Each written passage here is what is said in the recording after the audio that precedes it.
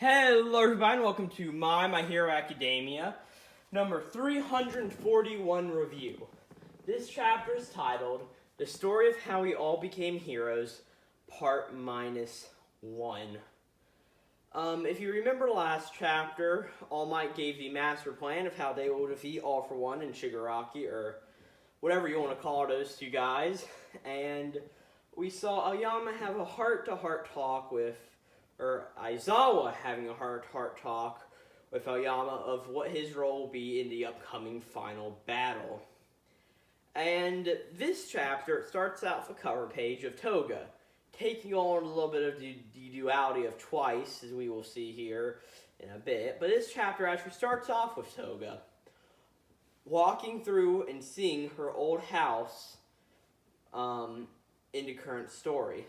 And on the house, there's a lot of things written on it. There's things like demon, die, Toga the terrible, get lost, your fault for having her, the vampire demon's lair, and killer, you'll pay, and just horrible things written all over. You see Himiko's old place where she used to get measured her height, saying Himiko age 2 and Himiko age 3, as this is crossed out with bloody nails, and it's all barely legible. And you hear Toga just thinking, we did our best, but nothing worked. The girl is demonic. Just stop it already. No one will ever accept you the way you are. You can't just live as you please all the time. Nobody can. Himiko's face is too scary. Just restrain yourself for once. We're telling you it's for your own good. And Himiko then finally goes into her old room, and she sees what it is now, and she sees what it used to be. As she sees where her bed used to be is now written, Vampire Demon. And she didn't sort of think. She says, I want to be a little birdie. Chirp, chirp, tweet, tweet. So cute. I want to be Kay. Those dimples when she smiles. So lovely. Every night I dream of a dancing red sparrow. It does a tap dance on my tummy. Sooner or later, it rips my tummy open and dances a jig inside me. It stains me red all over, making me oh so cute. Such a pleasant dream. Makes me so happy. As we see in this semi-sort of flashback thing, she's yawning, laying in bed, and eventually she starts biting her wrist open. Just bleeding all over herself, drinking the blood of her own wrist. And Toga says in the current timeline, threw it all away. As she then starts to walk outside once more, and we see Dobby is there. And Dobby says, never knew you actually had a heart nut job, but even you can get caught up in emotion. Huh.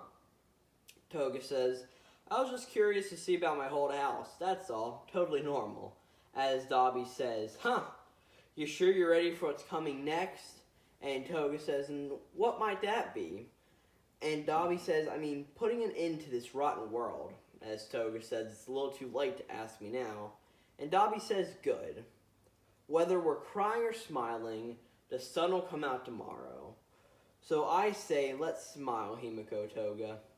Smiling is why we live our lives. As Dobby sets his hand ablaze and throws sparks at Toga's old house, burning it to pieces. And Toga then says, you'll get us caught, Toya, but that was awfully kind of you. And Dobby says, caught, society, don't got the juice to take us down right now. And it's not kindness to me, it's just twisting the knife and endeavor some more. You will be able to use it, you know, as Dobby sort of leans out of the building, does a barrel roll, and lands on the ground on his feet. And he says, when you transform, if the person is someone close to your heart, you'll be able to use your quirk by drinking your blood, as he thinks to how she used Uraraka's quirk in the My Villain Academia arc. And Dobby says, before Machio whisked us away, I made sure to grab the original body's blood. Twice's blood, that is. We'll help that sad, sad parade keep marching. And the ones having the last laugh, that'll be us. And then we switch over to in the woods and All for One's hideout, and we see Spinner there, and we hear noises coming from a deep dark tunnel, and Spinner yells, "Shigaraki!" as whatever's in there just goes, "Ah." Spinner yells, "You good?" as we see this twisted form of miasma, just flesh, blood, disgustingness growing out of this hole, and as it vanishes away, we then see that it was all sprouting from Shigaraki's arm as he's just laying on the ground in agony. Then All for One walks up behind Spinner and says, "Worry not, Tomura is recovering well," as he conquers the Quirk Doomsday Theory. And Spinner asks, "Is he still Shigaraki?" And All for One says, "Yes, of course," as we didn't see Skeptic there, and she says, "Spinner, I'm pretty sure you know what a portion of villain-designated criminals are hedomorphs.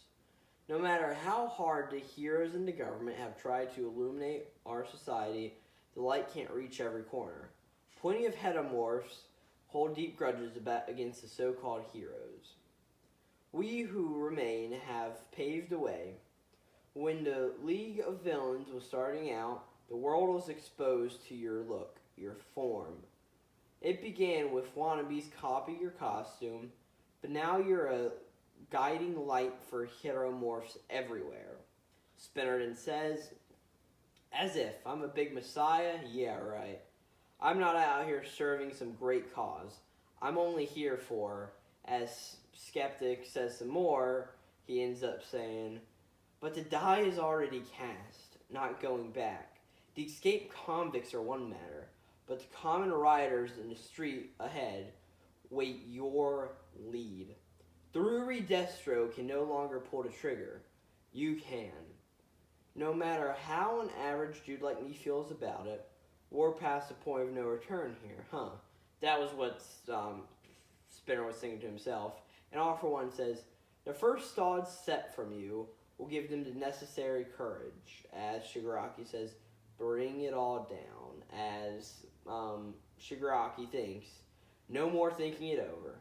I'm only here for your sake, Shigaraki," as we see all of the hedomorphs sort of just moving around, and we see the villain from the first chapter, Sludge Guy, actually in that too, and a bunch of hedomorphs.